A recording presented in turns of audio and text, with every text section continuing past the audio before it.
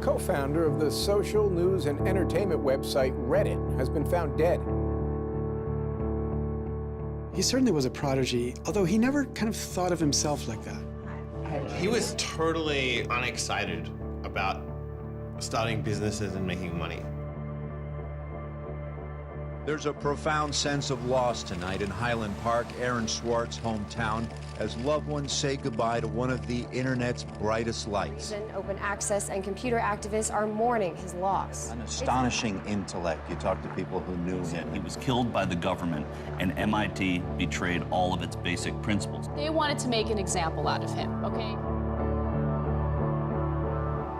Governments have an insatiable desire to control. He was potentially facing 35 years in prison and a $1 million fine. Raising questions of prosecutorial zeal, and I would say even misconduct. Have you looked into that particular matter and reached any conclusions? Growing up, I slowly had this process of realizing that all the things around me that people had told me were just the natural way things were, the way things always would be. They weren't natural at all. They were things that could be changed, and they were things that, more importantly, were wrong and should change. And once I realized that, there was really kind of no going back.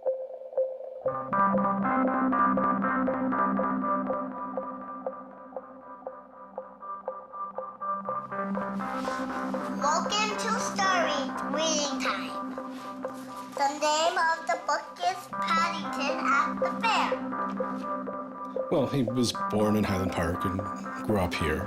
Aaron came from a family of 3 brothers, all extraordinarily bright. So we were all, not the best behaved children and, 3 boys running around all the time, causing trouble. Hey, no. But I've come to the realization Aaron learned how to learn at a very young age. 1, 2, 3, 4, 5, 6, 7, 8, 9, 10. Knock, knock. Who's there? Aaron. Aaron who? Aaron, funny man. He knew what he wanted, and he always wanted to do it. He always accomplished what he wanted. His curiosity was endless.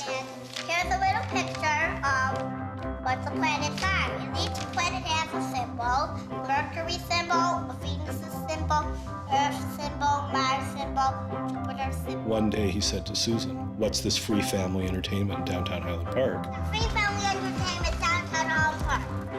He was 3 at the time, and she said, "What are you talking about?" And he said, "Look, it says here on the refrigerator, free family entertainment in downtown Highland Park." And so she was floored and astonished that he could read.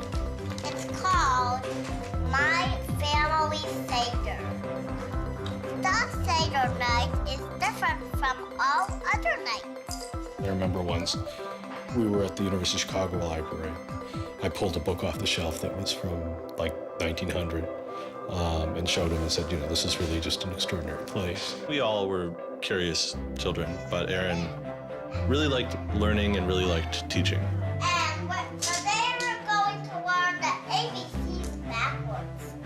Z-Y-X-W-V-U-T. I remember he came home from his first algebra class, and he was like, "Noah, let me teach you algebra." And I'm like, "What is algebra?" And he was always like that. Now you press the click button. There, now it's got that. Now it's in pink. When he was about 2 or 3 years old, and Bob introduced him to computers, and he just took off like crazy on them. Go fast at 102 ABC. We all had computers, but Aaron really took to them, really took to the internet. Working at the computer? Mommy, why is nothing working? He started programming from a really young age. I remember the first program that I wrote with him was in BASIC, and it was a Star Wars trivia game. He sat down with me in the basement where the computer was for hours programming this game.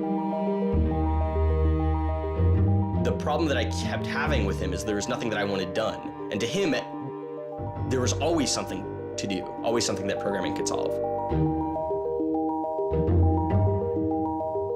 The way Aaron always saw it is that programming is magic, right? You can accomplish these things that normal humans can't. Aaron made an ATM using like a Macintosh and like a cardboard box. One year for Halloween, I didn't know what I wanted to be, and he thought it'd be really, really cool if I dressed up like his new favorite computer, which at the time was the original iMac. I mean, he hated dressing up for Halloween, but he loved convincing other people to dress up as things that he wanted to see.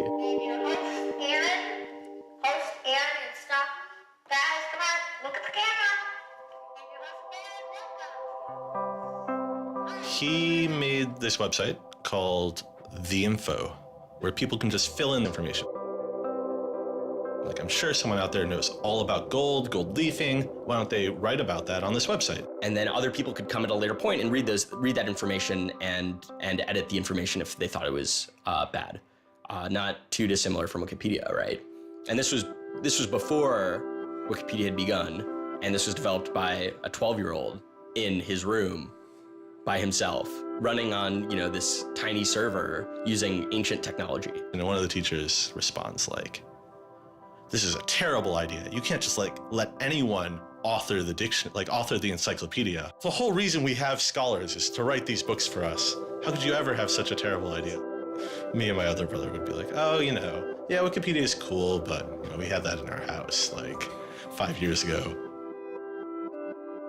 Aaron's website, theinfo.org, wins a school competition hosted by the Cambridge-based web design firm Ars Digita. We all went to Cambridge for when he won the Ars Digita Prize. And, we had no clue what Aaron was doing. It was obvious that the prize was really important. Aaron soon became involved with online programming communities, then in the process of shaping a new tool for the web. He comes up to me, it's like, "Ben, there's this really awesome thing that I'm working on. You need to hear about it." I'm like, "Yeah, what is it?" He says, "It's this thing called RSS." And he explains to me what RSS is. I'm like, why is that useful, Aaron? Is any site using it? Why would I want to use it? There was this mailing list for people who were working on RSS and XML more generally. And there was a person on it named Aaron Swartz who was combative but very smart and who had lots of good ideas. And he didn't ever come to the face-to-face meetings. And they said, when are you going to come out to one of these face-to-face meetings? And he said, I don't think my mom would let me. I'm 14, I just turned 14. And so their first reaction was, well, this person, this colleague we've been working with all year was 13 years old while we were working with him, and he's only 14 now. And their second reaction was, Christ, we really want to meet him. That's extraordinary. He was part of the committee that drafted RSS. What he was doing was to help build the plumbing for modern hypertext. And the piece that he was working on, RSS, was a tool that you can use to get summaries of things that are going on in other web pages. Most commonly, you would use this for a blog. You might have 10 or 20 people's blogs you want to read. You use their RSS feeds, these summaries of what's going on those other pages, to create a unified list of all the stuff that's going on. Aaron was really young, but he understood the technology, and he saw that it was imperfect and looked for ways to help make it better.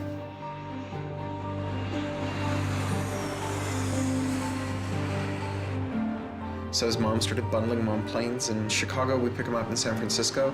We'd introduce him to interesting people to argue with, and we'd marvel at his horrific eating habits. He only ate white food, only steamed rice and not fried rice because that wasn't sufficiently white, and white bread and so on. And you kind of marvel at this, the quality of the debate emerging from this, what appeared to be a small boy's mouth.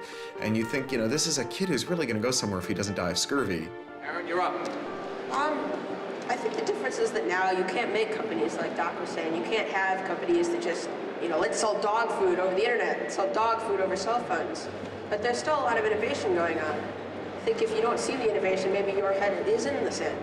He takes on this alpha nerd personality where he's sort of like, I'm smarter than you, and because I'm smarter than you, I'm better than you, and I can tell you what to do. It's an extension of him being kind of like a twerp. So you aggregate all these computers together, and now they're solving big problems, like searching for aliens and trying to cure cancer.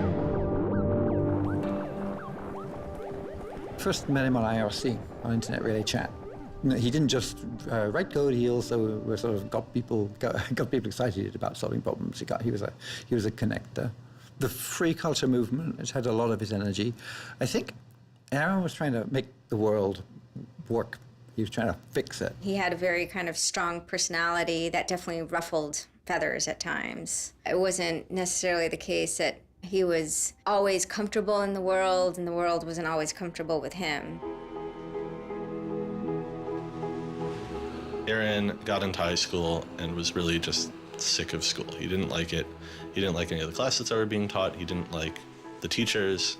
Aaron really knew how to get information. He was like, I don't need to go to this teacher to learn how to do geometry. I can just read the geometry book, and I don't need to go to the teacher to learn their version of American history. I have 3 historical compilations here. I could just read them, and I'm not interested in that. I'm interested in the web. I was very frustrated with school. I thought, the teachers didn't know what they were talking about, and they were very domineering and controlling, and that homework was kind of a sham, and it was just all the way to pin students together and force them to do busy work. And, I started reading books about the history of education and how this educational system was developed, and alternatives to it in ways that people could actually learn things as opposed to just regurgitating facts their teachers told them. And that kind of led me down this path of questioning things. Once I questioned the school I was in, I questioned the society that built the school, I questioned the businesses that the schools were training people for, and I questioned the government that, set up this whole structure. One of the things he was most passionate about was copyright, especially in those early days. Copyright has always been something of a burden on the publishing industry and on readers, but it wasn't an excessive burden. It was a reasonable institution to have in place to make sure that people got paid. What Aaron's generation experienced was the collision between this antique copyright system and this amazing new thing we were trying to build, the internet and the web. These things collided, and what we got was chaos. He then met Harvard law professor Lawrence Lessig, who was then challenging copyright law in the Supreme Court.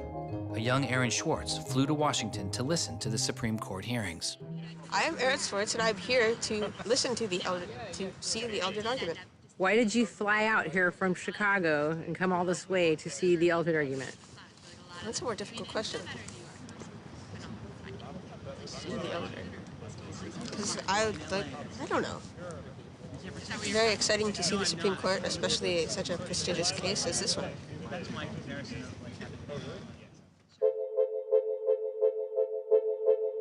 Lessig was also moving forward with a new way to define copyright on the internet. It was called Creative Commons. So the simple idea of Creative Commons is to give people, creators, a simple way to mark their creativity with the freedoms they intended to carry. So if copyright is all about all rights reserved, then this is a kind of some rights reserved model. It's I want a simple way to say to you, here's what you can do with my work, even if there are other things which you need to get my permission before you could do. And Aaron's role was the computer part. How do you architect the licenses so they would be simple and understandable and expressed in a way that machines could process it? And people are like, why do you have this, 15-year-old kid writing the specifications for the Creative Commons?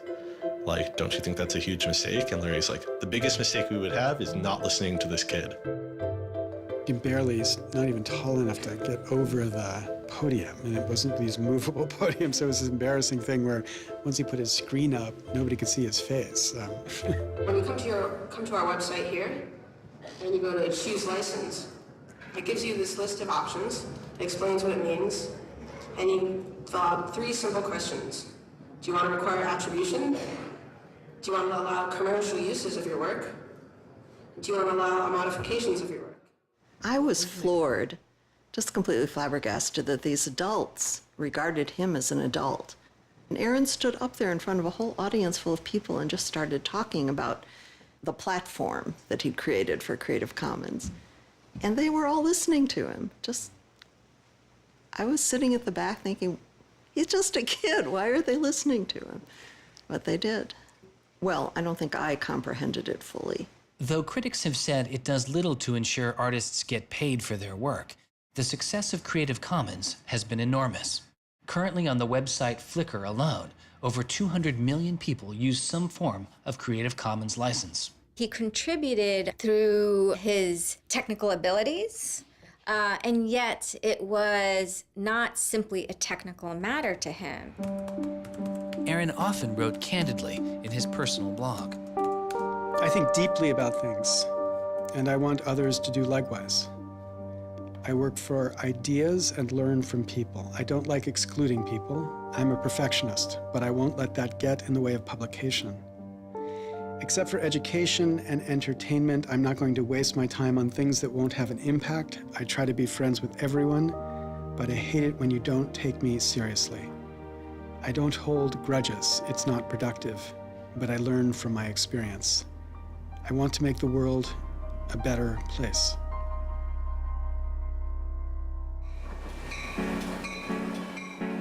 In 2004, Swartz leaves Highland Park and enrolls in Stanford University. He had had ulcerative colitis, which was very troubling, and we were concerned about him taking his medication. He got hospitalized, and he would take this cocktail of pills every day. And one of those pills was a steroid, which stunted his growth and made him feel different from many of the other students. Aaron, I think, shows up at Stanford ready to do scholarship and finds himself in effectively a babysitting program for overachieving high schoolers who, in 4 years, are meant to become, captains of industry and one percenters. And I think it just made him bananas. In 2005, after only 1 year of college, Swartz was offered a spot at a new startup incubation firm called Y Combinator, led by Paul Graham. And he's like, hey, I have this idea for a website. And Paul Graham likes him enough and says, yeah, sure. So Aaron drops out of school, moves to this apartment. So this used to be Aaron's apartment when he moved here. I have vague memories of my father telling me how difficult it was to get a lease because Aaron had no credit and he dropped out of college. Aaron lived in what's now the living room, and some of the posters are left over from when Aaron lived here. And then the library. There are more books, but a lot of them are Aaron's. Aaron's Y Combinator site was called Infogami, a tool to build websites. But Infogami struggles to find users, and Swartz eventually merges his company with another Y Combinator project in need of help. It was a project headed by Steve Huffman and Alexis Ohanian, called Reddit. There we were, starting from almost nothing. No users, no money, no code, and growing day by day into a hugely popular website. And it showed no signs of letting up. First we had 1,000 users, then 10,000, then 20,000, and on and on. It was just incredible. Reddit becomes huge, and it's a real sort of geeky corner of the internet. There's a lot of humor, there's a lot of art, and there's just people who flock to the site and make that site the main site they go to every morning to get their news.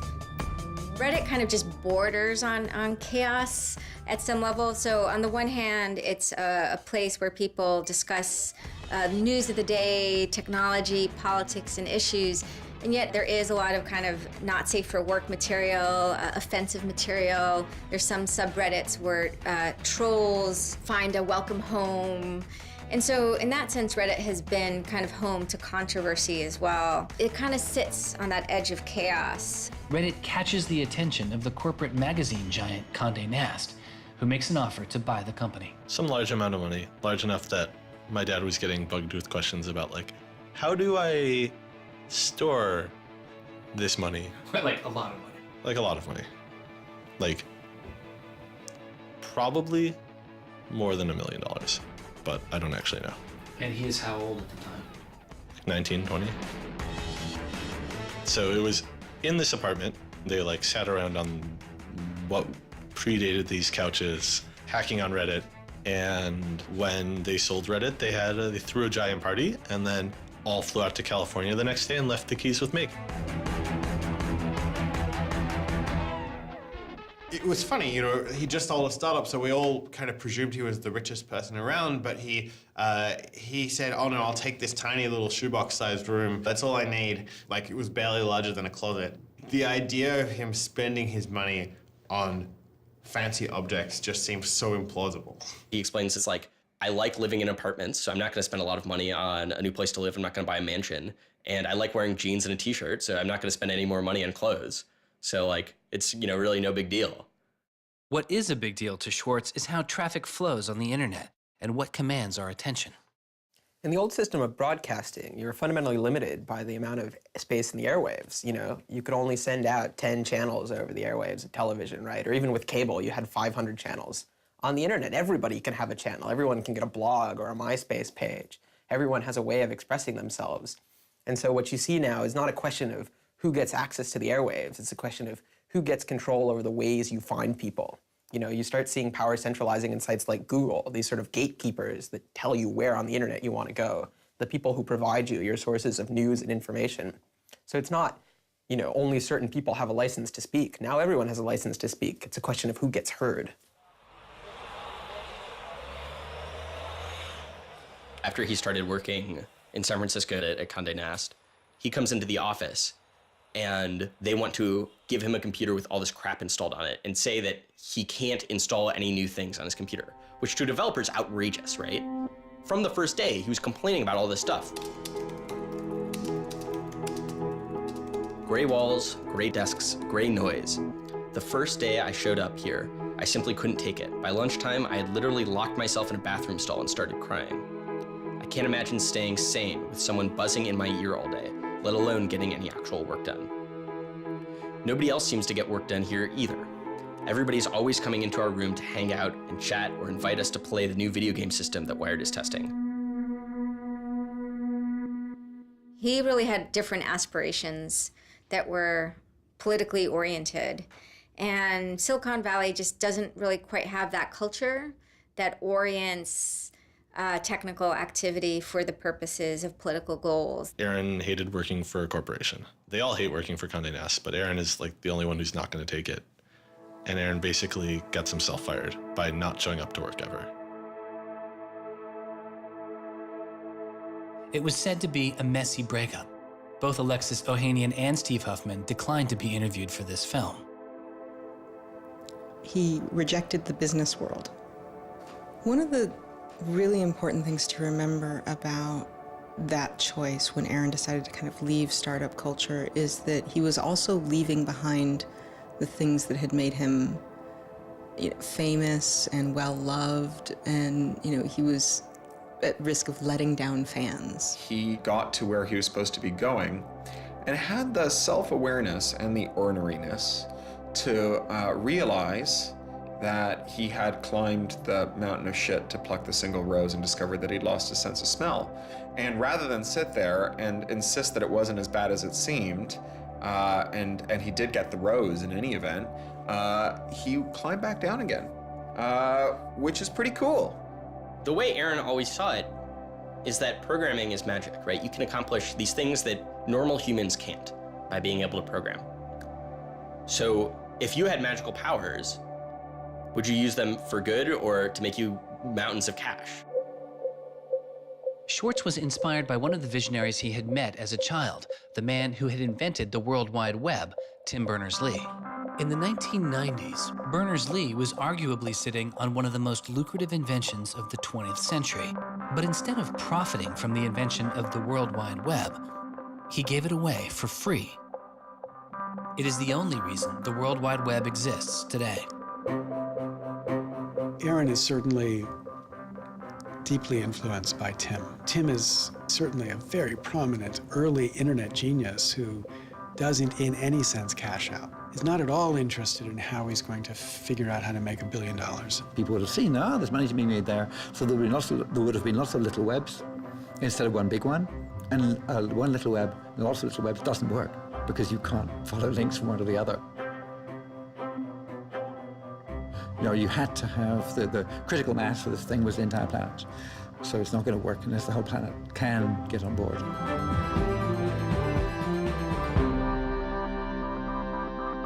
I mean, I feel very strongly that it's not enough to just live in the world as it is, to just kind of take what you're given and, follow the things that adults told you to do and that, your parents told you to do and that society tells you to do. I think you should always be questioning. I take this very scientific attitude, that everything you've learned is just provisional, that, you know, it's always open to recantation or refutation or questioning. And I think the same applies to society. Once I realized that there were real serious problems, fundamental problems that I could do something to address, I didn't see a way to forget that. I didn't see a way not to. We just started spending a lot of time just kind of as friends. We would just talk for hours into the night. I definitely should have understood that he was flirting with me. I think to some degree I was like, this is a terrible idea and impossible, and therefore I will pretend it is not happening. As my marriage was breaking down and I was really stuck without anywhere to go, we became roommates and brought my daughter over. We moved in and furnished a house, and it was really peaceful. Like, my life had not been peaceful for a while, and really neither had his.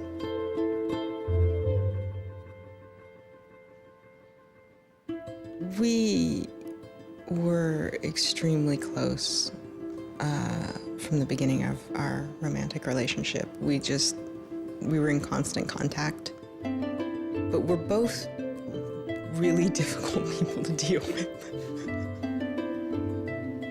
In a very Ally McBeal discussion, he confessed he had a theme song, and I made him play it for me. It was Extraordinary Machine by Fiona Apple. I think it was just that sense of kind of being a little bit embattled that the song has. And it also had like this hopefulness to it. By foot it's a slow climb, but I'm good at being uncomfortable, so I can't stop changing all the time. Because in many ways, Aaron was tremendously optimistic about life. Even when he didn't feel it, he could be tremendously optimistic about life. Extraordinary machine. What are you doing? Flickr has video now. Swartz threw his energy into a string of new projects involving access to public information, including an accountability website called watchdog.net and a project called the Open Library.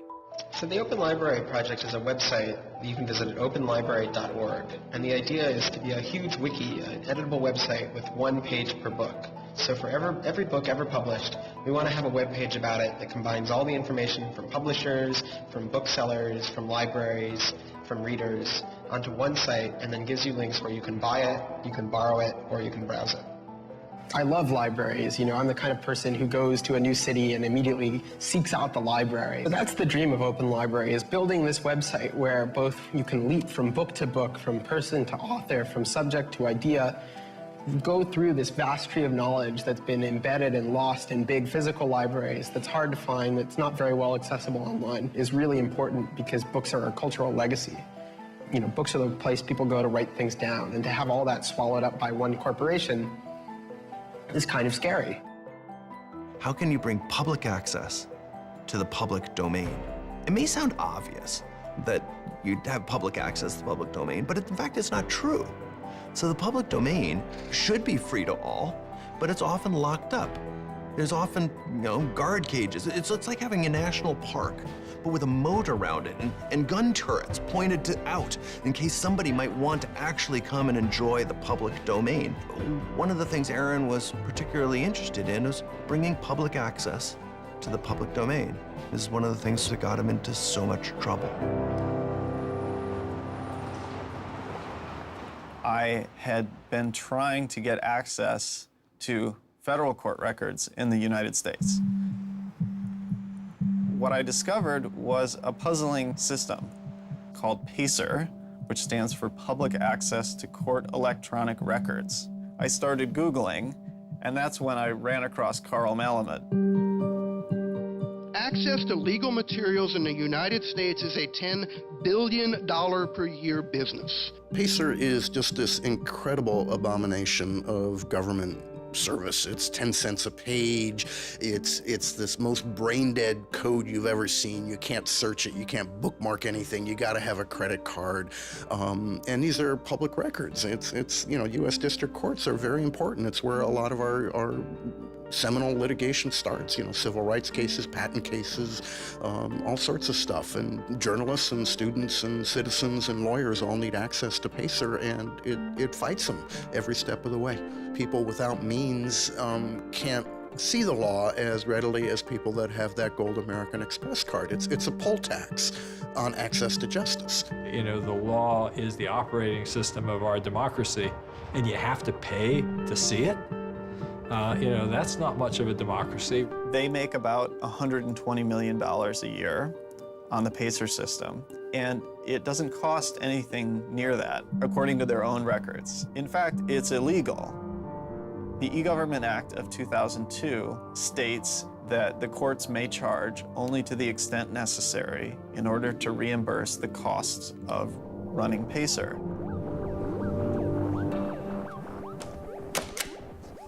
As the founder of public.resource.org, Malamud wanted to protest the PACER charges.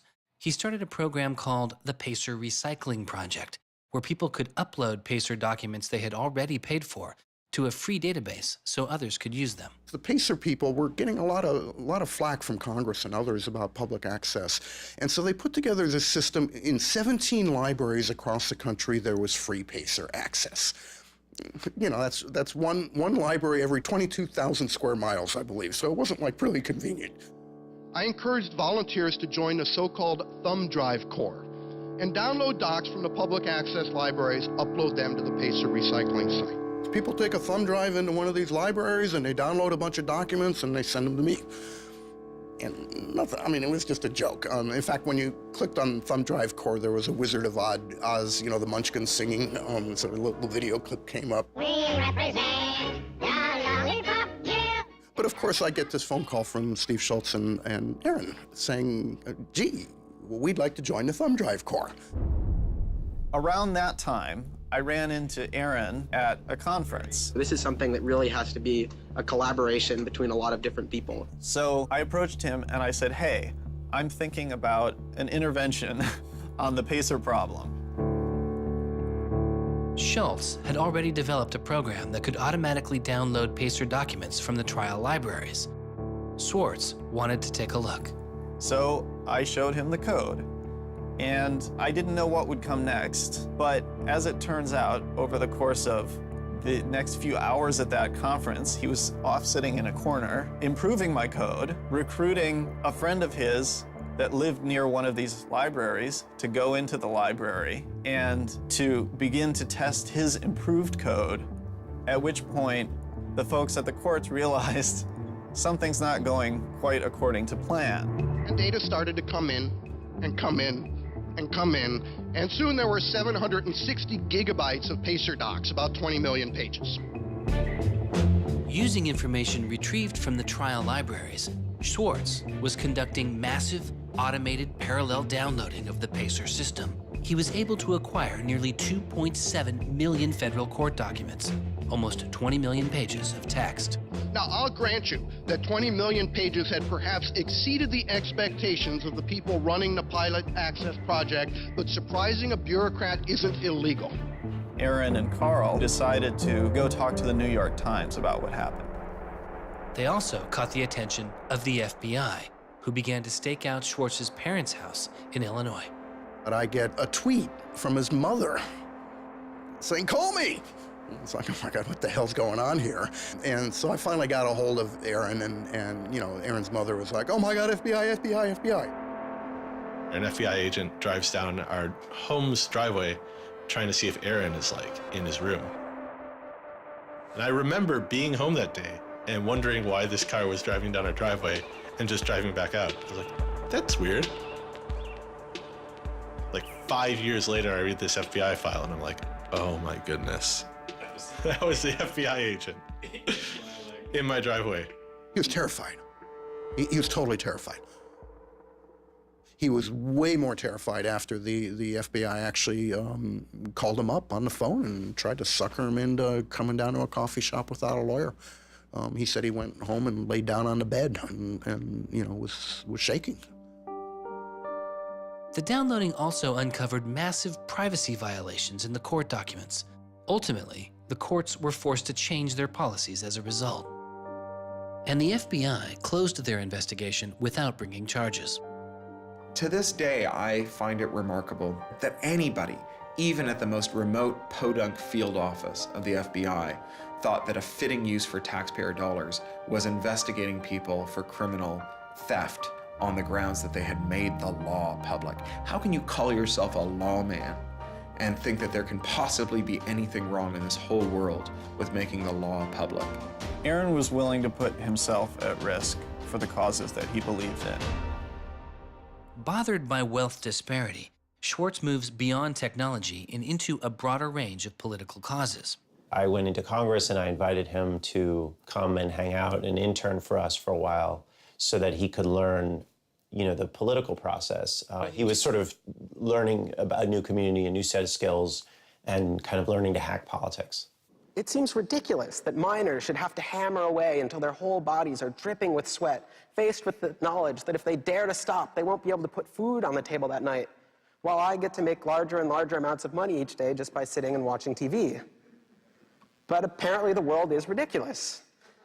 So I co-founded a group called the Progressive Change Campaign Committee, and what we try and do is we try and organize people over the internet who care about progressive politics and moving the country in a more progressive direction to kind of come together, join our email list, join our campaigns, and help get progressive candidates elected all across the country. The group is responsible for igniting the grassroots effort behind the campaign to elect Elizabeth Warren to the Senate.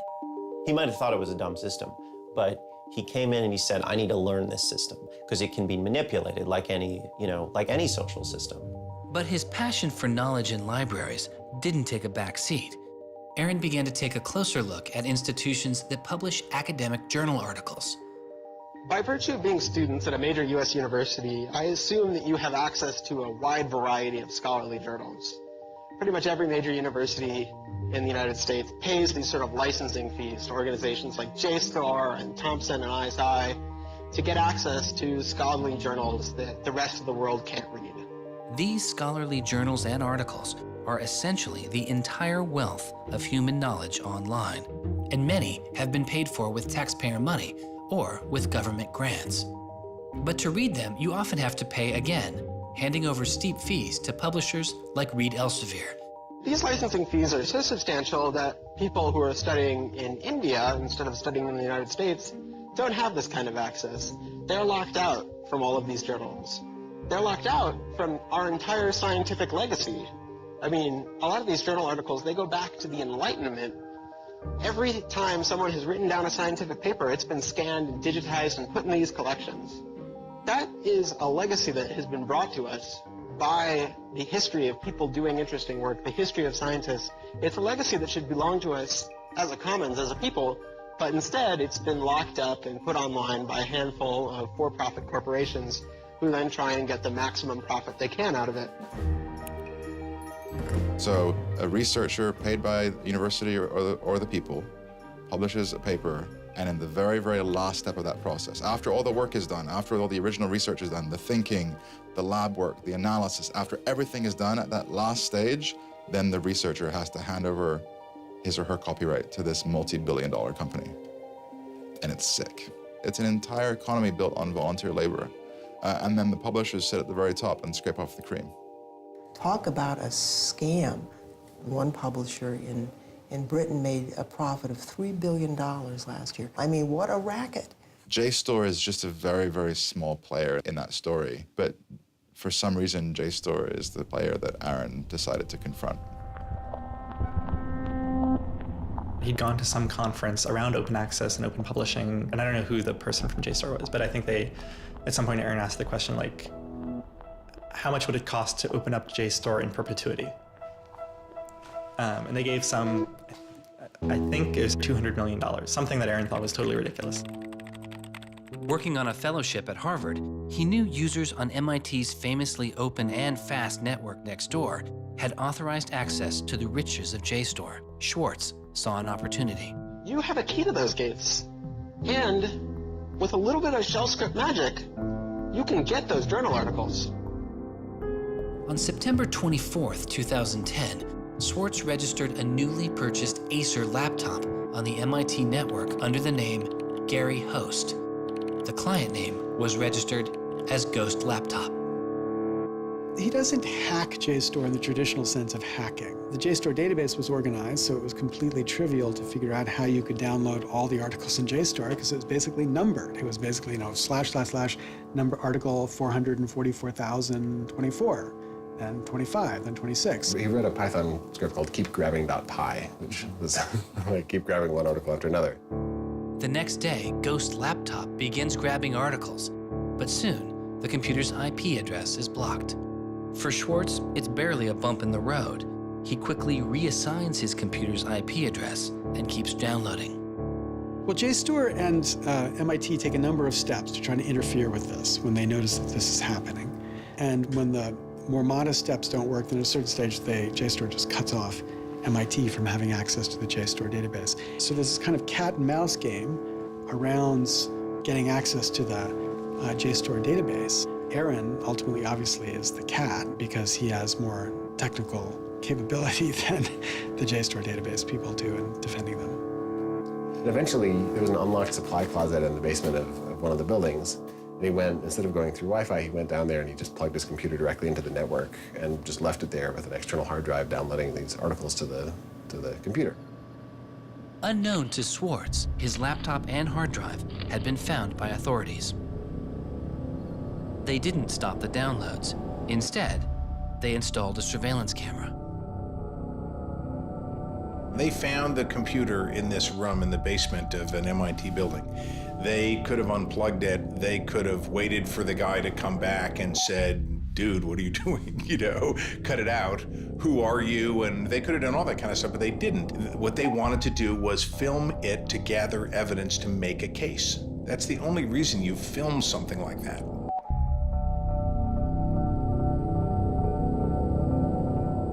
At first, the only person caught on the glitchy surveillance camera was using the closet as a place to store bottles and cans.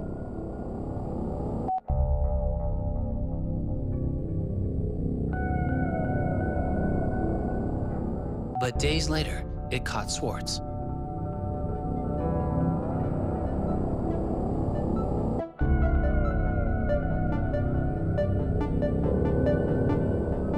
Swartz is replacing a hard drive. He takes it out of his backpack, leans out of frame for about 5 minutes, and then leaves.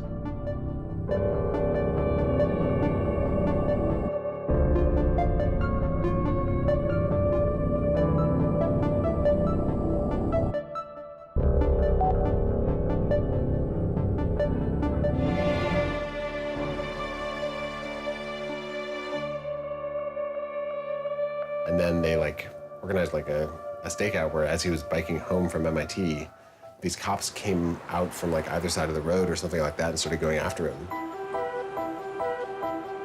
He describes that he was pressed down and assaulted by the police. He tells me that it's unclear that they were police that were after him. He thought that someone was trying to attack him. He does tell me they beat him up. I was just devastated. The notion of any kind of criminal prosecution of anyone in our family or anything was so foreign and incomprehensible, I didn't know what to do. Well, they execute search warrants at Aaron's house, his apartment in Cambridge, and his office at Harvard. 2 days before the arrest, the investigation had gone beyond JSTOR and the local Cambridge police. It had been taken over by the United States Secret Service. The Secret Service began investigating computer and credit card fraud in 1984, but 6 weeks after the attack on 9/11, their role expanded.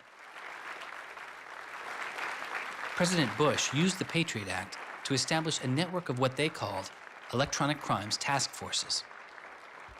The bill before me takes account of the new realities and dangers posed by modern terrorists. According to the Secret Service, they are primarily engaged in activity with economic impact, organized criminal groups, or use of schemes involving new technology. The Secret Service turned Swartz's case over to the Boston U.S. Attorney's Office. There was a guy in the U.S. Attorney's Office who had the title head of the Computer Crimes Division or Task Force. I don't know what else he had going, but you're certainly not much of a computer crimes prosecutor without a computer crime to prosecute. So he jumped on it, kept it for himself, didn't assign it to someone else within the office or the unit, and that's Steve Hyman. Prosecutor Stephen Hyman has been largely out of public view since the arrest of Aaron Swartz, but he can be seen here in an episode of the television show American Greed, filmed around the time of Aaron's arrest. He is describing his previous case against the notorious hacker Alberto Gonzalez, a case that garnered Hyman enormous press attention and accolades. Gonzalez masterminded the theft of over 100 million credit card and ATM numbers, the largest such fraud in history. Here, Hyman, describing Gonzalez, gives his view on the hacker mindset. These guys are driven by a lot of the same things that we're driven by. They have an ego, they like challenge, and of course they like money and everything you can get from money. One of the suspects implicated in the Gonzalez case was a young hacker named Jonathan James. Believing Gonzalez's crimes would be pinned on him, James committed suicide during the investigation. In an early press release describing the government's position in the case of Aaron Swartz, Hyman's boss, U.S. Attorney for the District of Massachusetts Carmen Ortiz, said this: "Stealing is stealing, whether you use a computer command or a crowbar, and whether you take documents, data, or dollars." It's not true. It's obviously not true. I'm not saying it's harmless, and I'm not saying that we shouldn't criminalize stealing of information, but you've got to be much more subtle in trying to figure out exactly which kinds of harms are harmful here. So the thing about a crowbar is every time I break into a place with a crowbar, I do damage. There's no doubt about it. But when Aaron writes a script that says download, download, download 100 times in a second, there's no obvious damage to anybody.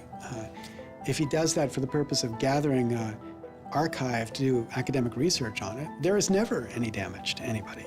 He wasn't stealing, he wasn't selling what he got or giving it away.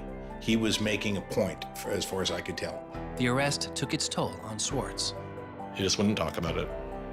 And he's like very stressed. If you thought like the FBI was like going to come to your doorstep any day, anytime you went down the hall, even to do your laundry, and they would break into your apartment because you left the door unlocked, like, I'd be pretty stressed. And it was clear. And so Aaron was always sort of like in like a dour mood.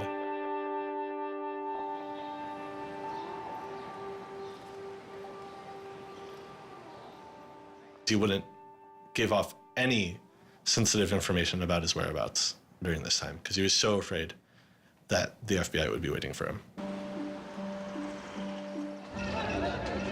It was a time of unprecedented social and political activism. Time magazine would later name as their 2011 Person of the Year, the protester. There was a kind of hotbed of hacker activity going on. WikiLeaks had released a trove of diplomatic cables. Manning had been under arrest at the time. It was unknown whether he was the source of the leak. Anonymous, which is a kind of protest ensemble that has a lot of hackers in its ranks, were going on various sprees of sorts. If you compare that to what he did, his stuff should have been left behind for MIT and JSTOR to deal with in a kind of private, professional manner. It should have never gotten the attention of the criminal system. It just didn't belong there.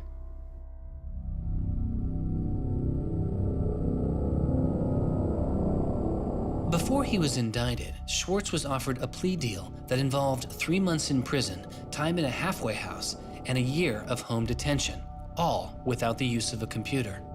It was on the condition that Swartz plead guilty to a felony. Here we are. We have no discovery, no evidence whatsoever about what the government's case is, and we have to make this immense decision where the lawyer is pushing you to do this, the government is giving you a non-negotiable demand, and you're told that your likelihood of prevailing is small, so whether you're guilty or not, you're better off taking the deal.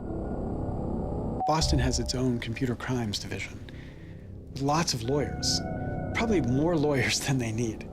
So, you know, you can imagine all sorts of cases where it would be really hard to prosecute because you've got some criminals in Russia or you've got some people inside of a corporation are going to have $500 lawyers or $700 an hour lawyers sitting down against you. And then you've got this case with this kid, which is pretty easy to prove that he did something, and he's already marked himself as a troublemaker with the FBI, so why not go as tough as you can in here against that guy? It's good for you, the prosecutor, it's good for the Republic, because you're fighting all those terrorist types. I was so scared. I was so scared of having my computer seized. I was so scared of going to jail because of my computer being seized. I had confidential material from sources from my previous work on my laptop. And that is above all my priority, is to keep my sources safe. I was so scared of what was going to happen to Ada. Aaron told me that they'd offered him a deal, and he finally just said that he would take it if I told him to. And I came real close to saying take it. He had developed like serious political aspirations in the intervening time between when, that moment when he ended that entrepreneurial startup life and begun this new life that had come to this political activism. And he just didn't believe that he could continue in his life with a felony. He said to me one day, we were walking by the White House, and he said to me, they don't let felons work there.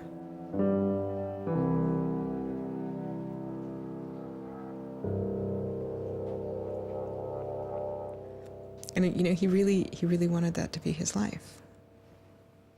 He hadn't killed anybody. He hadn't hurt anybody. He hadn't stolen money.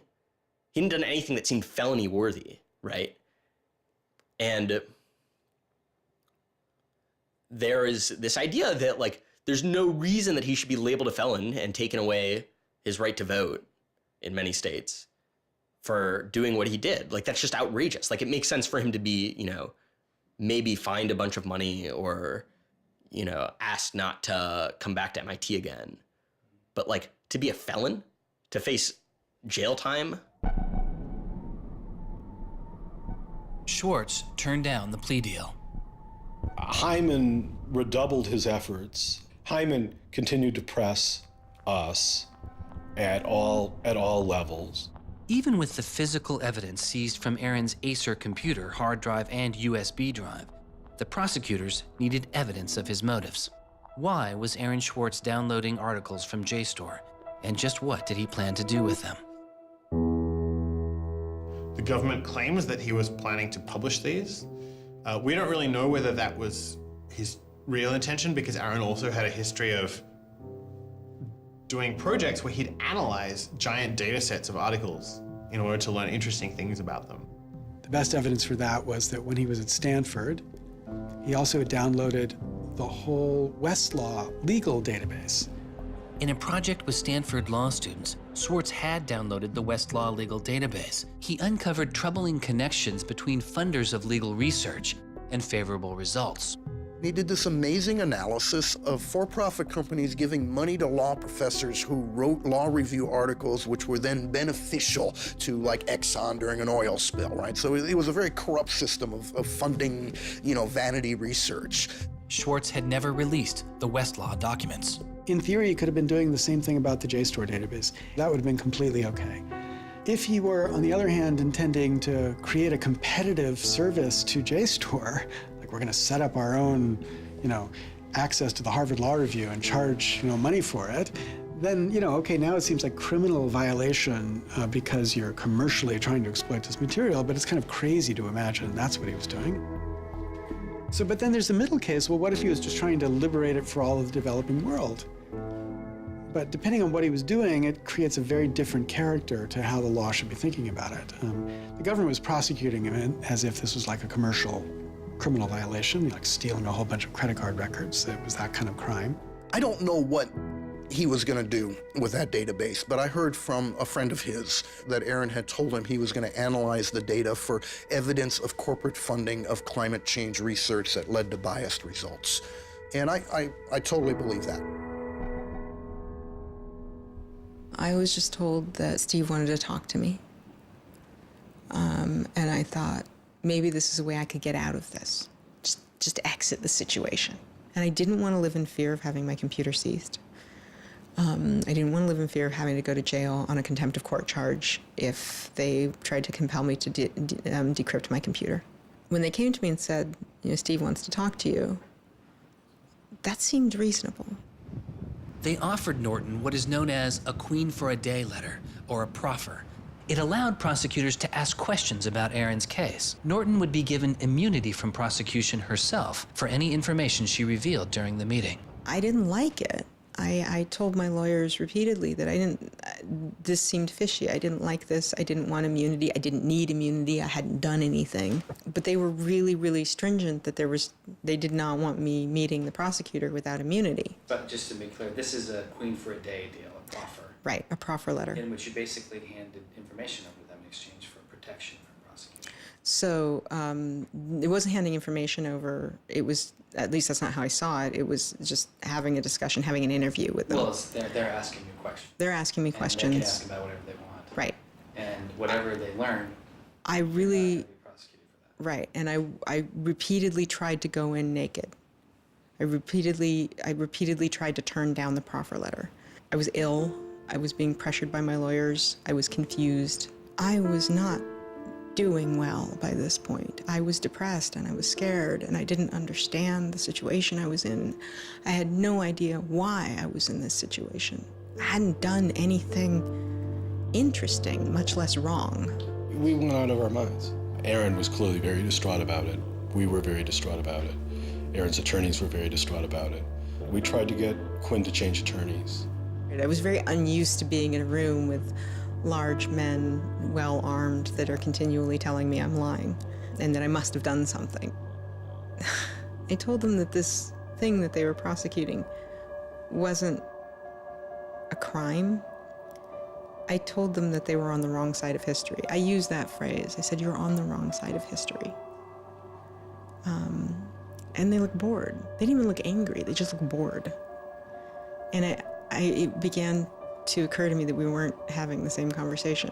I mean, I told them plenty of things about, why people would download journal articles, and eventually, I don't remember what was around it. I mentioned that he'd done this blog post, the Guerrilla Open Access Manifesto. This is the Guerrilla Open Access Manifesto, supposedly written in July 2008 in Italy. Information is power. But like all power, there are those who want to keep it for themselves. The world's entire scientific and cultural heritage, published over centuries in books and journals, is increasingly being digitized and locked up by a handful of private corporations. Meanwhile, those who have been locked out are not standing idly by. You've been sneaking through holes and climbing over fences, liberating the information locked up by the publishers and sharing them with your friends. But all this action goes on in the dark, hidden underground. It's called stealing or piracy, as if sharing a wealth of knowledge were the moral equivalent of plundering a ship and murdering its crew. But sharing isn't immoral, it's a moral imperative. Only those blinded by greed would refuse to let a friend make a copy. There's no justice in following unjust laws. It's time to come into the light and, in the grand tradition of civil disobedience, declare our opposition to this private theft of public culture. The manifesto itself was allegedly written by 4 different people and also edited by Norton. But it was Swartz who had signed his name to it. When it's over, I go immediately to Aaron and tell him everything I can remember about it. And he gets very angry. The things that I'd done shouldn't have added up that way. I hadn't done anything wrong, and everything had gone wrong. But I was never...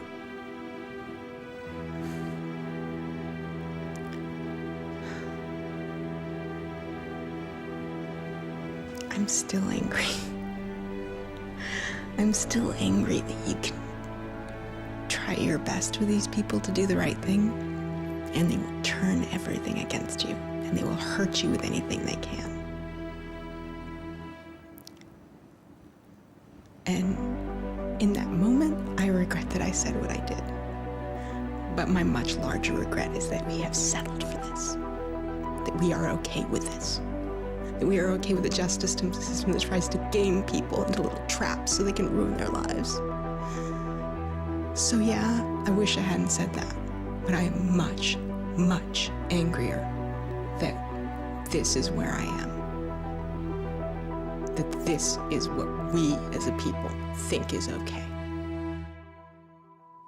They used every method that I think they could think of to get her to provide information which would be unhelpful to Aaron and helpful to the prosecution of Aaron. But you know, I don't think she had information that was helpful to the government. Months go by as Swartz's friends and family await a looming indictment. In the meantime, Swartz was becoming a go-to expert on a series of internet issues. To you then, do you think that the internet is something that should be considered a human right and something that the government cannot take away from you?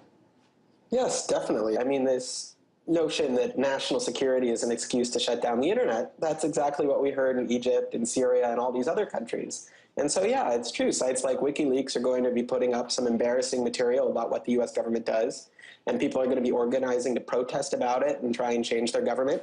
You know, and that's a good thing. That's what all these First Amendment rights of free expression, of freedom of association are all about. And so the notion that we should try and shut those down, I think, just goes against very basic American principles. The principle, I think, is one that our founding fathers would have understood. If the internet had been around back then, instead of putting post offices in the Constitution, they would have put ISPs. Well, it's definitely interesting to see how... Swartz meets activist Taryn Steinbrickner Kaufman, and the two begin to date. We need a massive global public outcry. If there's no massive global public outcry, it won't create any change. You know, 4 people in this city should cause a massive global public outcry. You know, we need a petition signer. Without telling her specifics, he warned her he was involved in something he called simply the bad thing. And I had sort of crazy theories, like that he was having an affair with Elizabeth Warren or something. I speculated both Hillary Clinton and Elizabeth Warren, actually, but so sometime in probably late July, Aaron called me, and I happened to pick up, and he said, you know, the bad thing might be in the news tomorrow. Do you want me to tell you, or do you want to read about it in the news? And I said, well, I want you to tell me.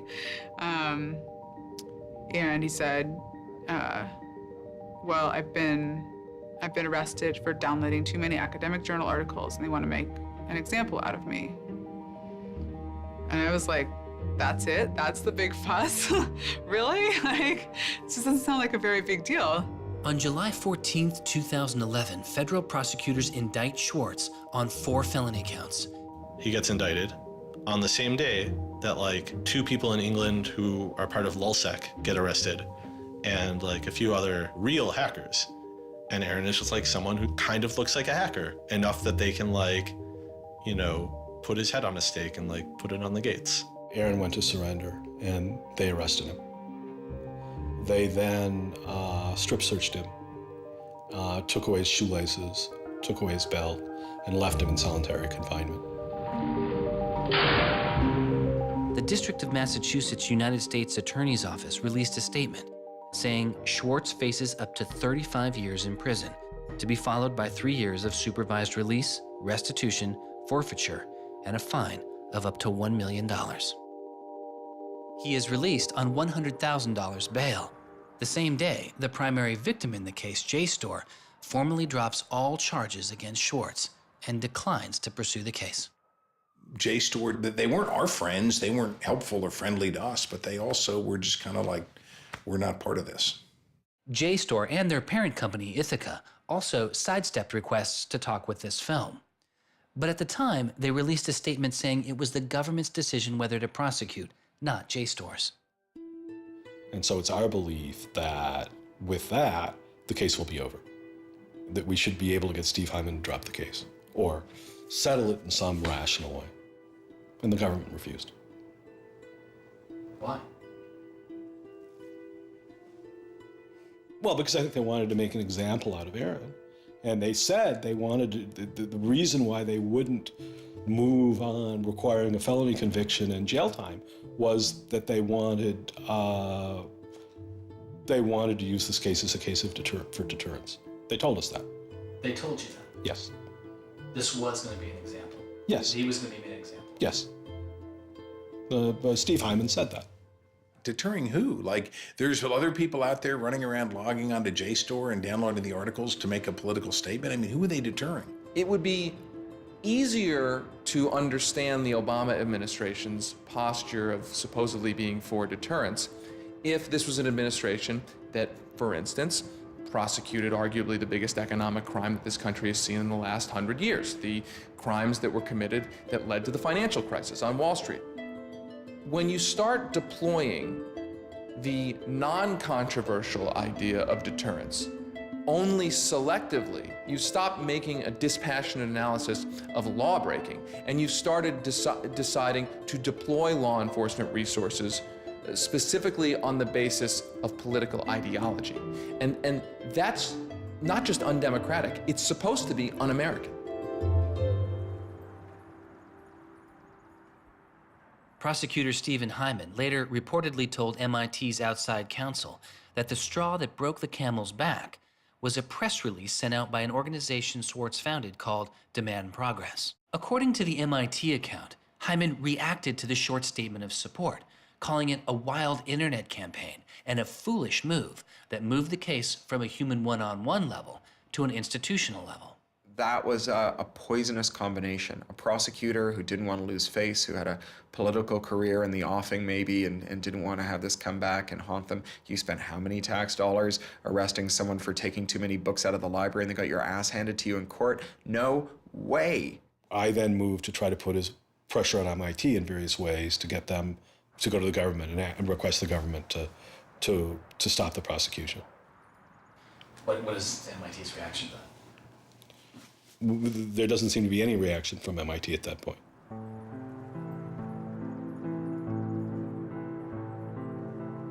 MIT doesn't defend Aaron, which to people inside of the MIT community seems outrageous because MIT is a place that encourages hacking in the biggest sense of the word. At MIT, the idea of going and running around on roofs and tunnels that you weren't allowed to be in was not only a rite of passage, it was part of the MIT tour.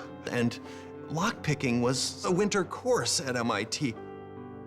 They had the moral authority to stop it in its tracks. MIT never stood up and took a position of saying to the feds, don't do this. We don't want you to do this. You're overreacting. This is too strong, that I'm aware of. They acted kind of like any corporation would. They helped the government. They didn't help us unless they felt they had to, and they never tried to stop it. MIT declined repeated requests to comment, but they later released a report saying they attempted to maintain a position of neutrality and believed Hyman and the U.S. Attorney's Office did not care what MIT thought or said about the case. MIT's behavior seemed really at odds with the MIT ethos, right? You could argue that MIT turned a blind eye and that was okay for them to do. But taking that stance, taking that neutral stance in and of itself was taking a pro-prosecutor stance. If you look at Steve Jobs and Steve Wozniak, they started by selling a blue box, which was a thing designed to defraud the phone company. If you look at Bill Gates and Paul Allen, they initially started their business by using computer time at Harvard, which was pretty clearly against the rules. The difference between Aaron and the people I just mentioned is that Aaron wanted to make the world a better place. He didn't just want to make money. Swartz continues to be outspoken on a variety of internet issues. You know, the reason the internet works is because of the competitive marketplace of ideas. And what we need to be focusing on is getting more information about our government, more accessibility, more discussion, more debate. But instead, it seems like what Congress is focused on is shutting things down. Aaron thought he could change the world just by explaining the world very clearly to people.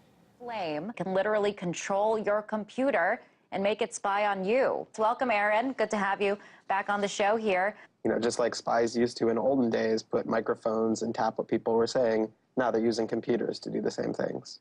Schwartz's political activity continues, his attention turning to a bill moving through Congress designed to curb online piracy. It was called SOPA. Activists like Peter Eckersley saw it as an enormous overreach, threatening the technical integrity of the internet itself. And one of the first things I did was to call Aaron. I said, can we do a big online campaign against this? This isn't a bill about copyright. It's not? No, he said. It's a bill about the freedom to connect. now I was listening. And he thought about it for a while and then said yes. And he went and founded Demand Progress. Demand Progress is an online activism organization. We've got around 1.5 million members now, but started in the fall of 2010. Aaron was one of the most prominent people in a community of people who helped lead organizing around social justice issues at the federal level in this country. SOPA was the bill that was intended to curtail online piracy of music and movies, but what it did was basically take a sledgehammer to a problem that needed a scalpel. If passed, the law would allow a company to cut off finances to entire websites without due process, or even to force Google to exclude their links. All they needed was a single claim of copyright infringement. It pitted the titans of traditional media against a new and now far more sophisticated remix culture. It makes everyone who runs a website into a policeman. And if they don't do their job of making sure nobody on their site uses it for anything that's even potentially illegal, the entire site can get shut down without even so much as a trial. This was over the top. I mean, this was a catastrophe. This bill poses a serious threat to speech and civil liberties for all who use the internet. There were only a handful of us who said, look, we're not for piracy either, but it makes no sense to destroy the architecture of the internet, the domain name system, and so much that makes it free and open in the name of fighting piracy. And Aaron got that right away. The freedoms guaranteed in our Constitution, the freedoms our country had been built on, would be suddenly deleted. New technology, instead of bringing us greater freedom, would have snuffed out fundamental rights we'd always taken for granted. And I realized that day, talking to Peter, that I couldn't let that happen. When SOPA was introduced in October 2011, it was considered inevitable. Our strategy when it first came out was to hopefully slow the bill down, maybe weaken it a little bit, but even we didn't think that we would be able to stop this bill. Having worked in Washington, what you learn is that typically in Washington, the legislative fights are fights between different sets of corporate moneyed interests. They're all duking it out to pass legislation. And the fights that are the closest are when you have one set of corporate interests against another set of corporate interests, and they're financially equally matched in terms of campaign contributions and lobbying. Those are the closest ones. The ones that aren't even fights, typically, are ones where all the money is on one side, all the corporations are on one side, and it's just millions of people on the other side. Haven't seen anything like PIPA and SOPA in all my time in public service. There were more than 40 United States senators on that bill as co-sponsors. So there were already a long, long way to getting the 60 votes to have it clear all the procedural hoops. Even I began to doubt myself. It was a rough period. Swartz and Demand Progress were able to marshal enormous support, using traditional outreach combined with commonly used voice over IP to make it very easy for people to call Congress. I've never met anybody else who was able to operate at his level, both on the technological side and on the campaign strategy side. Millions of people contacted Congress and signed anti-SOPA petitions. Congress was caught off guard. There was just something about watching those clueless members of Congress debate the bill, watching them insist they could regulate the internet and a bunch of nerds couldn't possibly stop them. I am not a nerd. I'm just not enough of a nerd. Maybe we ought to ask some nerds what this thing really does. Let's have a hearing, bring in the nerds. Really? Nerds? You know, I think actually the word you're looking for is experts. To enlighten you so your laws don't backfire, break the internet. We use the term geek, but we're allowed to use that because we are geeks. The fact that it got as far as it did without them talking to any technical experts reflects the fact that there is a problem in this town. I'm looking for somebody to come before this body and testify in a hearing and say, this is why they're wrong. There used to be an office that provided science and technology advice, and members could go to them and say, help me understand XYZ. And Gingrich killed it. He said it was a waste of money. Ever since then, Congress has plunged into the dark ages.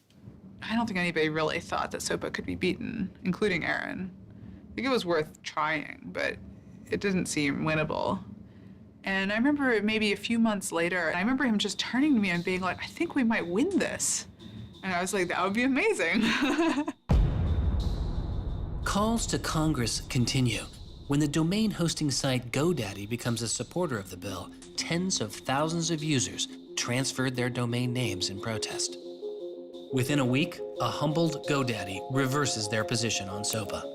When the Congress people that supported the record and movie industries realized that there was this backlash, they kind of scaled the bill back a little bit. You could see the curve happening. You could see that that our arguments were starting to resonate. It was like Aaron had been like striking a match and it was being blown out. Striking another one was being blown out. And finally he'd like managed to catch enough kindling that the flame actually caught, and then it turned into this roaring blaze. On January 16th, 2012, the White House issued a statement saying they didn't support the bill. And then this happened. I'm a big believer that we should be dealing with issues of piracy and we should deal with them in a serious way. But this bill is not the right bill. When Jimmy Wales put his support towards blacking out Wikipedia, the #5 most popular website in the world. This is a website that's on several % of all of the clicks on anywhere on the internet. Wikipedia went black, Reddit went black, Craigslist went black, the phone lines on Capitol Hill flat out melted. Members of Congress started rushing to issue statements retracting their support for the bill that they were promoting just a couple days ago. Within 24 hours, the number of opponents of SOPA in Congress went from this to this. To see congressmen and senators slowly flip sides throughout the day of the blackout was pretty unbelievable. There was like a 100 representative swing. And that was when, as hard as it was for me to believe, after all this, we had won. The thing that everyone said was impossible, that some of the biggest companies in the world had written off as kind of a pipe dream, had happened. We did it. We won. This is a historic week in internet politics, maybe American politics. The thing that we heard from people in Washington, D.C., from staffers on Capitol Hill was they received more emails and more phone calls on SOPA blackout day than they'd ever received about anything. I think that was an extremely exciting moment. This was the moment when the internet had grown up politically. It was exhilarating because it's hard to believe it actually happened. It's hard to believe a bill with so much financial power behind it didn't simply sail through the Congress. And not only did it not sail through, it didn't pass at all. It's easy sometimes to feel like you're powerless, like when you come out in the streets and you march and you yell and nobody hears you. But I'm here to tell you today, you are powerful. So yeah, maybe sometimes you feel like you're not being listened to, but I'm here to tell you that you are. You are being listened to. You are making a difference. You can stop this bill if you don't stop fighting. Stop PIPA. Stop SOPA. Some of the biggest internet companies, to put it frankly, would benefit from a world in which their little competitors could get censored. We can't let that happen. For him, it was more important to be sure that you made a small change than to play a small part in a big change. But SOPA was like playing a major part in a major change. And so for him, it was kind of this proof of concept, like, okay, what I want to do with my life is change the world. I think about it in this really scientific way of like, I'm measuring my impact. And this shows that it's possible, right? That the thing that I want to do with my life is possible. I have proved that I can do it, that I, Aaron Swartz, can change the world. For a guy who never really thought he had done much, which was Aaron, it was one of the few moments where you could really see that he felt like he had done something good. Feeling like here is his maybe one and only victory lap. Everyone said there was no way we could stop SOPA. We stopped it. This is 3 outrageously good victories, and the year isn't even over yet. I mean, if there's a time to be positive, it's now. You know, he wins at SOPA a year after he's arrested it's not unambiguously happy moments. There's a lot going on. He's so attuned towards participating in the political process, you can't stop him. The list of organizations Swartz founded or co-founded is enormous. And years before Edward Snowden would expose widespread internet surveillance, Swartz was already concerned. It is shocking to think that the accountability is so lax that they don't even have sort of basic statistics about how big the spying program is. And if the answer is, oh, we're spying on so many people we can't possibly even count them, then that's an awful lot of people, right? It would be one thing if they said, look, you know, we know the number of telephones we're spying on, we don't know exactly how many real people that corresponds to, but they just came back and said, we can't give you a number at all. That's pretty, I mean, it's scary is what it is. Well, that's scary. You know, they put incredible pressure on him, took away his, you know, all of the money he had made. They, you know, threatened to take away his physical freedom. Why'd they do it, you know? I mean, well, why are they going after whistleblowers, you know? Why are they going after people who tell the truth about all sorts of things? I mean, from the banks to the, you know, to war, to just sort of government transparency. So secrecy serves those who are already in power. And we are living in an era of secrecy that coincides with an era where the government is doing also a lot of things that are probably illegal and unconstitutional. So those two things are not coincidences. It's very clear that this technology has been developed not for small countries overseas, but right here for use in the United States by the U.S. government. The problem with the spying program is it's this sort of long, slow expansion, you know, going back to the Nixon administration, right? Obviously, it became big after 9/11 under George W. Bush, and Obama has continued to expand it, and the problems have slowly grown worse and worse. But there's never been this moment you can point to say, okay, we need to galvanize opposition today because today is when it matters. Instead, it's mattered for. The prosecution, in my estimation, of Aaron Swartz was about sending a particular laser-like message to a group of people that the Obama administration sees as politically threatening. And that is essentially the hacker, the information, and the democracy activist community. And the message that the Obama administration wanted to send to that particular community was, in my estimation, we know you have the ability to make trouble for the establishment. And so we are going to try to make an example out of Aaron Swartz to scare as many of you as possible into not making that trouble. And the government said, oh, the legal opinions we're using to legalize the spying program are also classified. So we can't even tell you which laws we're using to spy on you. You know, every time they can say, oh, this is another instance of cyber war, the cyber criminals are attacking us again, we're all in danger, we're all under threat. They use those as excuses to push through more and more dangerous laws. And so just to follow that up, like personally, how do you feel the fight is going, I guess? It's up to you. I know, but we gotta like, you know.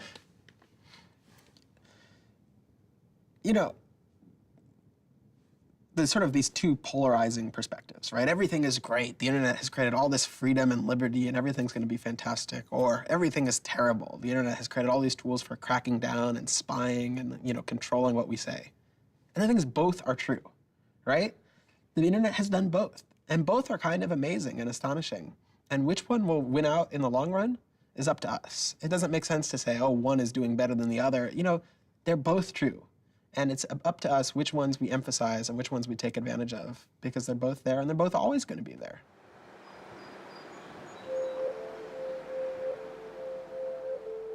On September 12, 2012, federal prosecutors filed a superseding indictment against Swartz, adding additional counts of wire fraud, unauthorized access to a computer, and computer fraud. Now, instead of 4 felony counts, Swartz was facing 13. The prosecution's leverage had dramatically increased, as did Swartz's potential jail time and fines. They filed a separate indictment to add more charges, and they had a theory about why this conduct constituted a number of federal crimes, and that a very significant sentence could attach to it under the law. That theory, and much of the prosecution's case against Swartz, involved a law created originally in 1986. It is called the Computer Fraud and Abuse Act. The Computer Fraud and Abuse Act was inspired by the movie War Games with Matthew Broderick, which is a great movie. I have you now. In this movie, a kid gets the ability through the magic of computer networks to like launch a nuclear attack. You know, that's not actually possible, and it certainly wasn't possible in the 80s, but apparently this movie scared Congress enough to pass the original Computer Fraud and Abuse Act. This is a law that's just behind the times. For example, it penalizes terms of service kinds of arrangements. You can have something like eHarmony or Match.com, and somebody sort of inflates their own personal characteristics, and all of a sudden, depending on the jurisdiction and the prosecutors, they could be in a whole host of troubles. We all know what terms of use are. Most people don't read them, but not abiding by their terms could mean you are committing a felony. The website terms of service often say things like, be nice to each other, or don't do anything that's improper. The idea that the criminal law has anything to say about these kinds of violations, I think strikes most people as crazy. The examples get even more crazy. Until it was changed in March of 2013, the terms of use on the website of Hearst's 17 magazine said you had to be 18 in order to read it. I would say that the way the CFA has been interpreted by the Justice Department, we are probably all breaking the law. Vague and prone to misuse, the CFAA has become a one-size-fits-all hammer for a wide range of computer-related disputes. Though not the only factor in his case, 11 of the 13 charges against Swartz involved the Computer Fraud and Abuse Act. The question why hangs over much of the story of Aaron Swartz. Just what was motivating the government, and what would their case have been? The Department of Justice declined requests for answers, but Professor Oren Kerr is a former prosecutor who has studied the case. So I think I come about this case from a different direction than other people on a number of reasons. I was a federal prosecutor at the Justice Department for 3 years before I started teaching. The government came forward with an indictment based on what crimes they thought were committed, just as a purely lawyers matter, looking at the precedents, looking at the statute, looking at the history, looking at the cases that are out there so far. I think it was a fair indictment based on that. You can debate whether they should have charged this case. There's just a lot of disagreement. Some people are on the open access side, some people are not.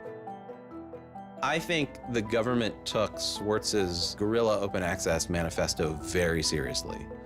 And I think they saw him as somebody who was committed as a moral imperative to breaking the law to overcome a law that Swartz saw as unjust. And in a democracy, if you think a law is unjust, there are ways of changing that law. There's going to Congress, as Swartz did so masterfully with SOPA. Or you can violate that law in a way to try to nullify that law. And I think what was driving the prosecution was the sense that Swartz was committed not just to breaking the law, but to really making sure that law was nullified, that everyone would have access to the database in a way that you couldn't put the toothpaste back into the tube. It would be done, and Swartz's side would win. There's a big disagreement in society as to whether that is an unjust law, and ultimately that's a decision for the American people to make, working through Congress. And then the second problem is, I think, we're still trying to figure out what's the line between less serious offenses and more serious offenses. We're now entering this different environment of computers and computer misuse, and we don't yet have a really strong sense of exactly what these lines are. So we're just working that out. This is a poor use of prosecutorial discretion. The hammer that the Justice Department has to scare people with it just gets bigger and bigger and bigger. And so most people just, you can't roll the dice with your life like that. Should we tap somebody's phone? Should we film them? Should we turn somebody and get them to testify against these other people? That's how federal agents and prosecutors think. They build cases, they make cases. Swartz was caught in the gears of a brutal criminal justice system that could not turn back, a machine that has made America the country with the highest rate of incarceration in the world. We have in this country allowed ourselves to be captured by the politics of fear and anger, and anything we're afraid of, like the future of the internet and access, and anything we're angry about instinctively creates a criminal justice intervention. And we've used jail, prison, and punishment to resolve a whole host of problems that historically were never seen as criminal justice problems. The impulse to threaten, indict, prosecute, which is part of what has created this debate and controversy over online access and information on the internet, is very consistent with what we've seen in other areas. The one difference is that the people who are usually targeted and victimized by these kinds of criminal and carceral responses are typically poor and minority. Swartz's isolation from friends and family increased. He had basically stopped working on anything else, and the case was, in fact, like taking over sort of his whole life. One of Aaron's lawyers apparently told the prosecutors that he was emotionally vulnerable and that was something that they really needed to keep in mind so that they knew that. It was weighing on him very heavily. He did not like having his actions and his movements restricted in any way. And the threat of jail, which they pounded him with a lot, was terrifying to him. Completely exhausted his financial resources, and it cost us a lot of money also, and he raised a substantial amount of money. So it was, it was in the millions of dollars. The legal defense Yes, was in millions. yes. Yeah, I think he didn't want to be a burden to people. I think that was a factor. Like, I have my normal life, and then I have this shitty thing I have to deal with. And I try to keep the two of them as separate as possible. But they were just beginning to blur together, and everything was becoming shitty. Swartz faced a tough choice that was only getting tougher. Do you admit guilt and move on with your life, or do you fight a broken system? With his legal case, the answer was simple. He rejects the final plea deal, and a trial date is set. Aaron was resolute that he didn't want to knuckle under and accept something that he didn't believe was fair, but I also think he was scared.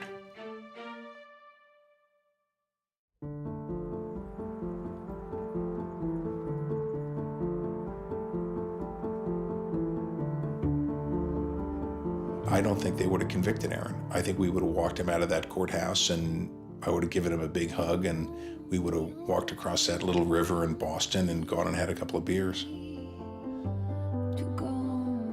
I really thought that we were right. I thought that we were going to win the case. I thought that we could win the case. He didn't talk about it very much, but you could see the enormous pain that he was going through.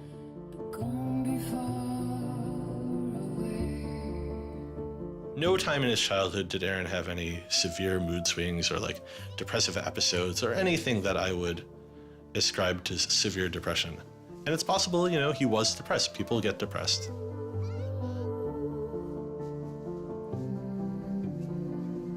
Very early in our relationship, 3 or 4 weeks in or something, I remember him saying to me that I was a lot stronger than he was. He was brittle in a lot of ways. Things were a lot harder for him than for a lot of people. It was part of his brilliance, too. I think he probably had something like clinical depression in his early 20s. I don't think he did when I was with him. He wasn't a joyful person, but that's different from being depressed.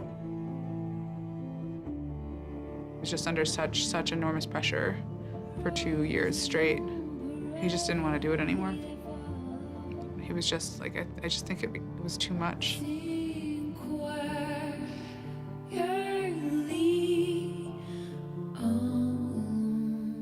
I got a phone call late at night. I could tell something was wrong, and then I called and I realized what had happened.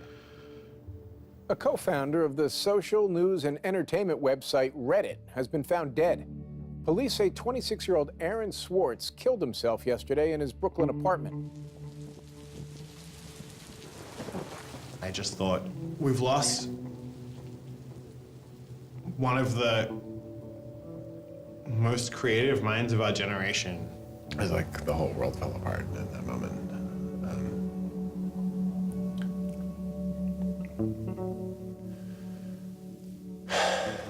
It was one of the hardest nights of my life.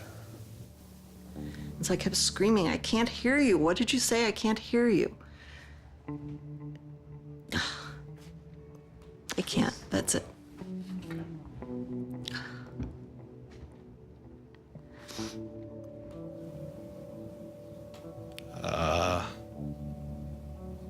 like, yeah, none of it made any sense. And really still doesn't. I was so frustrated and angry.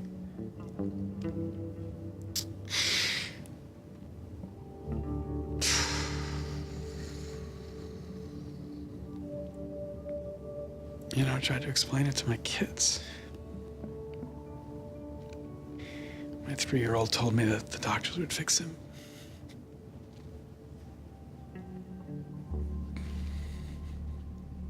I've known lots of people who've died, but I've never lost anybody like this. Because everybody feels, and I do too, there's so much we could have more to do. Like, I just didn't know he was there. I didn't know this was what he was suffering, and he was part of me. And I just wanted it to not be real. And then I just looked at his Wikipedia page and I saw the end date.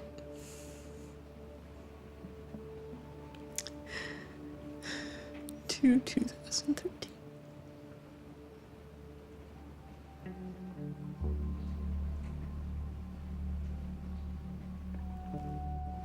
Aaron is dead. Wanderers in this crazy world, we have lost a mentor, a wise elder. Hackers for right, we're one down. We've lost one of our own. Nurturers, carers, listeners, feeders, parents, all, we have lost a child. Let us all weep.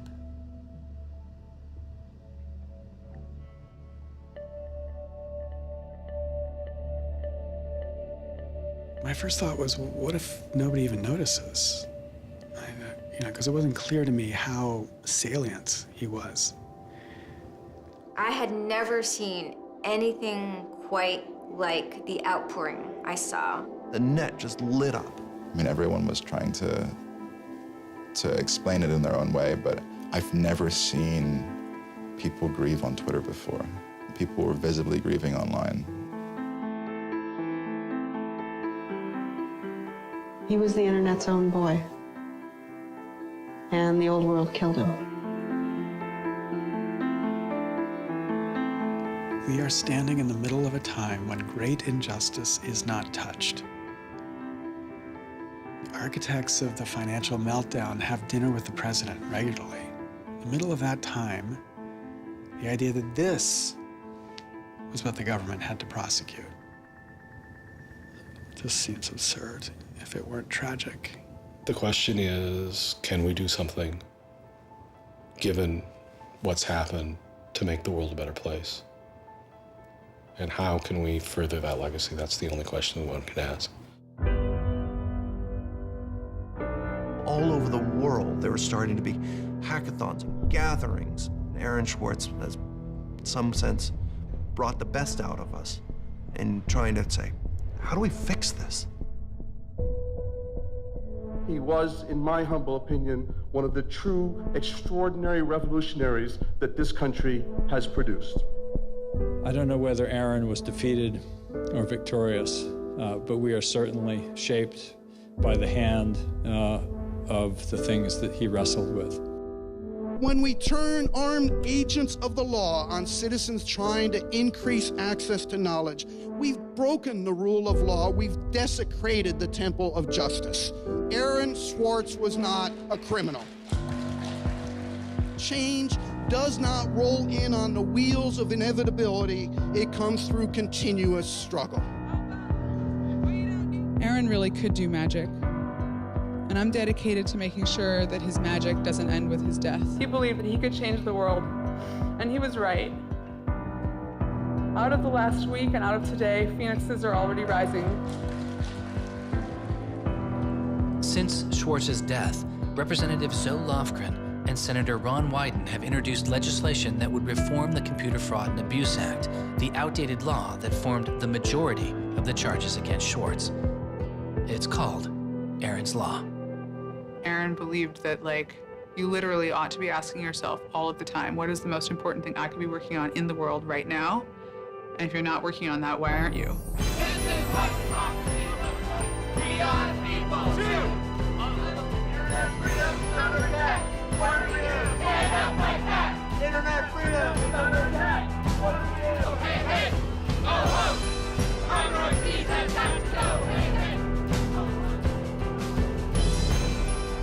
I wish we could change the past, but we cannot. But we can change the future, and we must. We must do so for Aaron. We must do so for ourselves. We must do so to make our world a better place, a more humane place, a place where justice works and access to knowledge becomes a human right. So there was a kid back in February from Baltimore, 14 years old, who had access to JSTOR. And he'd been spelunking through JSTOR after reading something.